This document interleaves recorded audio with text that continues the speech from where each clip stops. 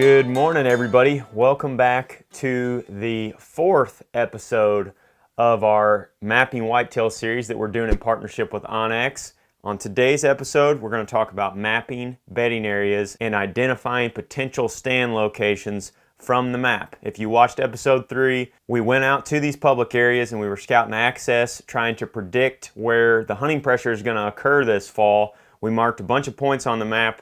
Now we're coming back in here to the office and trying to figure out where the best bedding locations are going to be. So I'm going to jump right into it here. Based off what we found in the last video, we concentrated on this one area that I've got marked here in the center of the screen.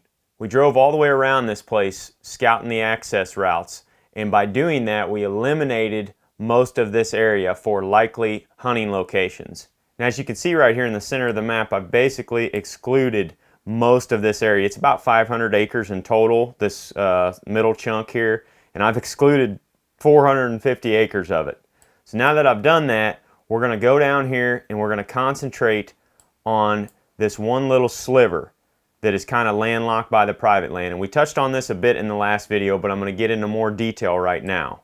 As you can see, when you get clear down here at the end of it, this is probably one of the more difficult pieces to access on this public area.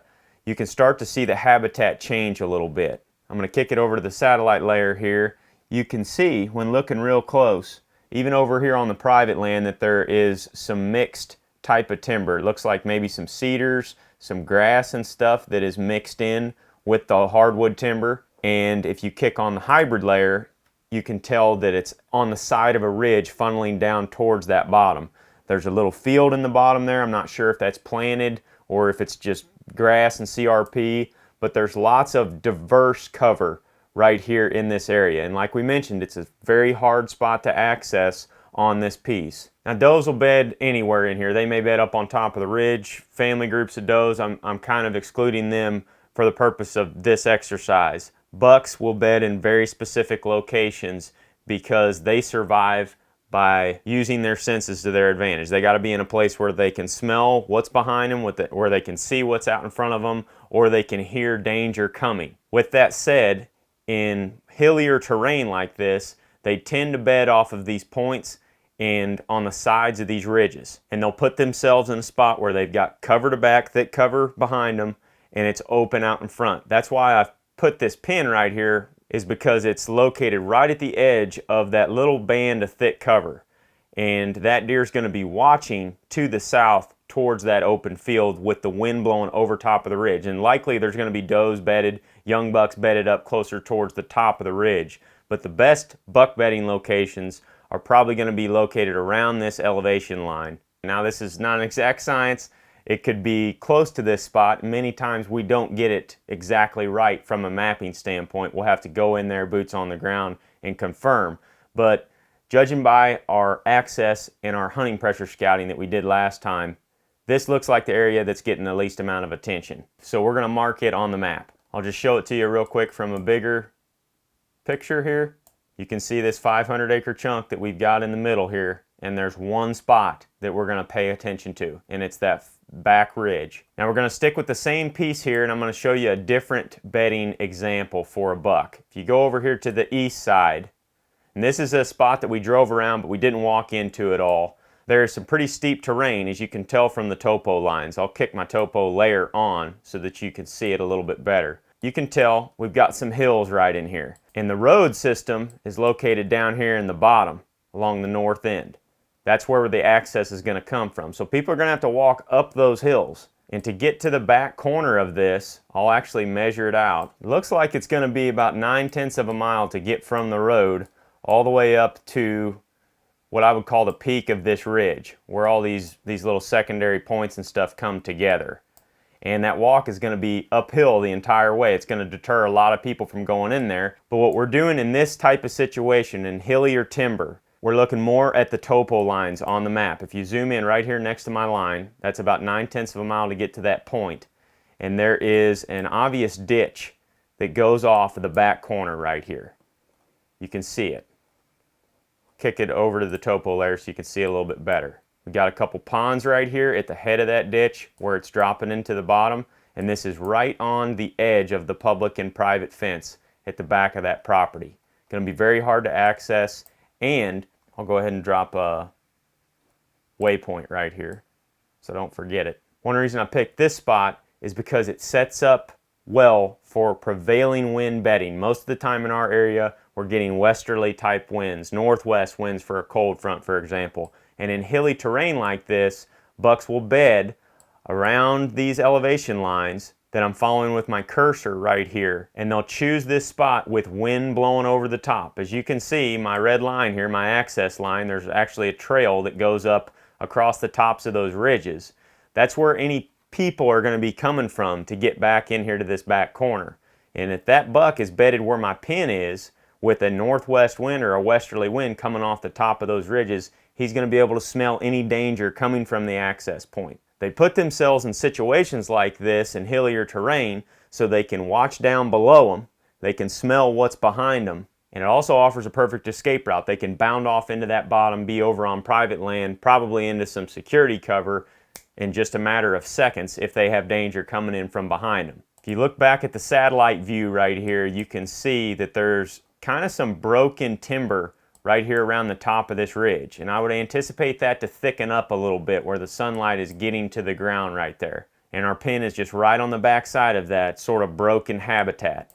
Show you what it looks like from the hybrid layer. Those bucks are going to be bedded down in that ditch or on the edge of that ridge. With any type of westerly wind, they can bound off over here onto the private land to the east. So I'm going to mark that spot as a potential location to look at to scout.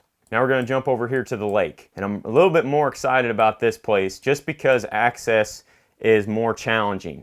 To get to a lot of these areas on this lake, like we saw in the last video, you've got to use a kayak, and odds are there's very few people that are doing that.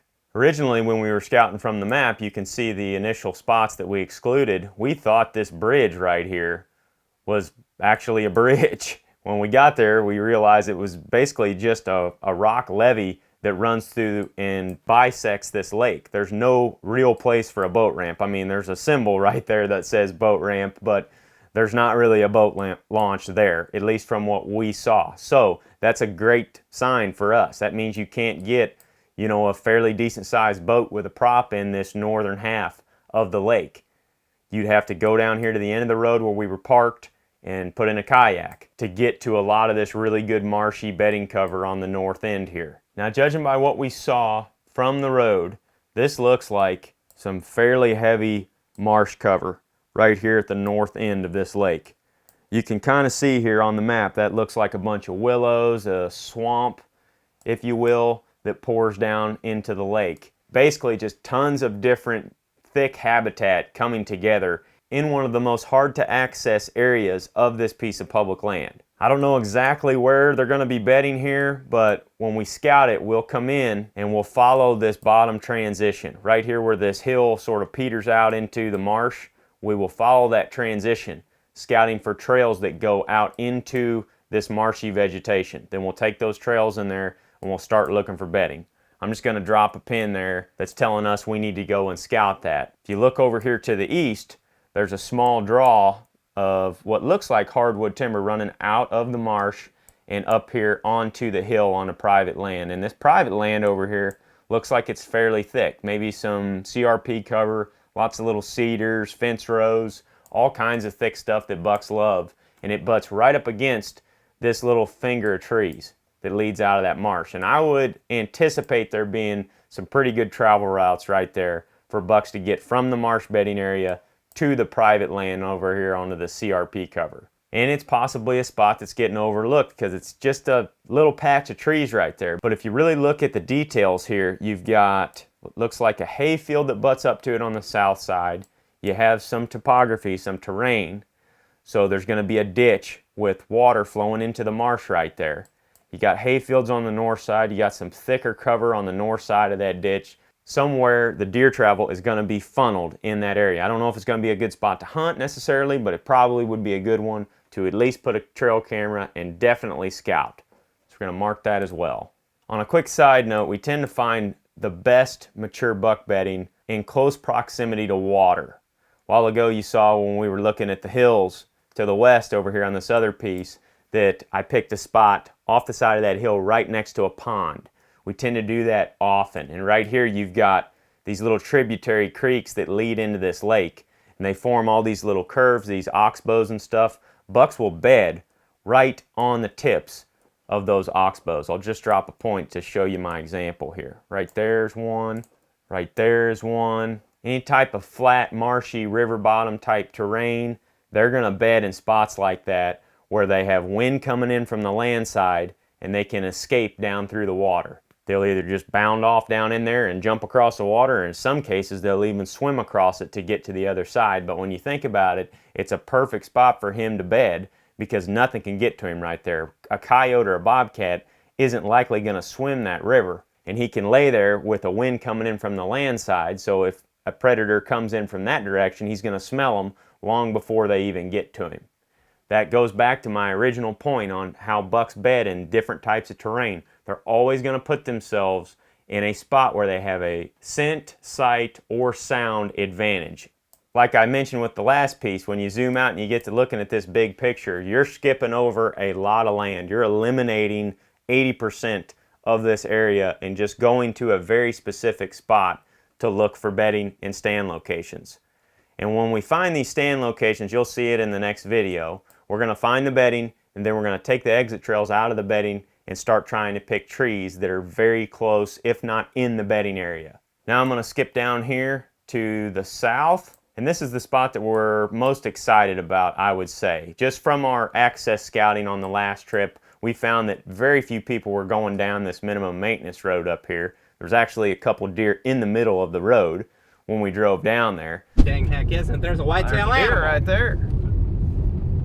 See it, Greg? Stay quiet. There's a little buck right there in front of her. Not a legit access point into any of this timber from that road. It was fairly thick. Odds are it's going to keep the majority of people out of here. And if you use that water to access it, you can get to a fairly large area down here that is potentially getting little hunting pressure. I'm going to zoom in here. You can see our road up here where we were parked, right there.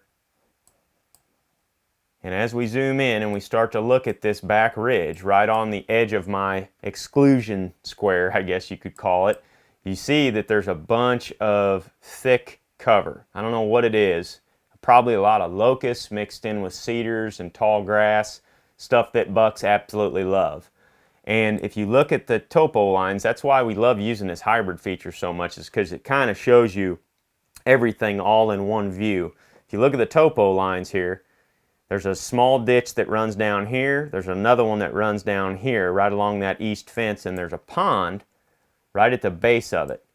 Where those two ditches run down, looks like there's some mature trees that butt up against a lot of that cedar and hedge and locust cover along the edge of that ridge. Got a lot of habitat types mixing right there, and it's forming a lot of edge. Deer love to bed in spots like this, right up against those edge lines where there's thick cover that butts up against open cover. And what I'm assuming is in these ditches, there's more mature trees, the timber's probably more open, so those bucks will bed in and around those, looking down the ditch, and they'll actually use that ditch as an escape route. I'll show you what I mean here. I'm going to drop a point. They'll bed in these various locations on any type of a westerly, northerly wind, because that's wind coming off of the top of the ridge, blowing over top of the buck's back, and then he's going to be looking down these ditches. I like this center ditch right here the best. Looks like there's quite a bit of thick cover in and around it. Those bucks can bed right there along the edge of the ditch and use that as an escape route. They've also got water very close right there. I'll kick it over to the topo map where you can see. There's a pond, there's a drainage coming down right there. There's actually a more shallow pond right here that you can't really see on the topo map, but you can see it from an aerial view. That likely funnels deer movement in and around these bedding areas somehow. So the potential for a good stand location in this spot is pretty high, I would say. There's going to be good buck bedding located somewhere in and around the leeward side of this ridge. What I mean by leeward is the downwind side of a ridge. You can see where the cap of the ridge is up here to the north. This little circular spot, that's right there at the highest point of the ridge. So with the northerly wind, the leeward side is over here where I've got my points marked. Now we've learned a lot from the map right here, but we still don't know what exactly it looks like, having never set foot in this bedding area before. Like I mentioned, these are just guesses right now, but we're narrowing it down. We've got these areas of interest, these very specific areas that we're going to walk straight to on the next video when we go out here and do some scouting. But I really like this spot right here. We're probably just going to walk in there from the road when we go scout it because we're not too worried about scent during this time of the year. But when it comes time to hunt it, that's not going to work because you're going to blow all the deer going in that one direction. We'll probably access from that boat ramp over there and just kayak across to get to this bedding area of interest here without alerting a ton of deer. So it has the potential to be a really, really good spot. So hopefully you see now how we've narrowed down these bedding areas and these potential spots of interest. And on the next video, we're going to go out there, put some boots on the ground, and find some actual stand locations. Can't wait to get out there and check this spot out. It looks really, really good. But if you don't already have the onX Hunt app, I want to remind you guys that we got a great promo code discount with them. Just go to onxmaps.com. You can save 20% if you use our discount code. It's THP. Now it's case sensitive, capital T, capital H, capital P. You just put that in on onxmaps.com, save you 20% on all their app products. We use it all the time, as you've seen in these videos. But that's it for this video, guys. Thank you all for watching. We'll see you on part 5 when we get out there and scout these bedding areas.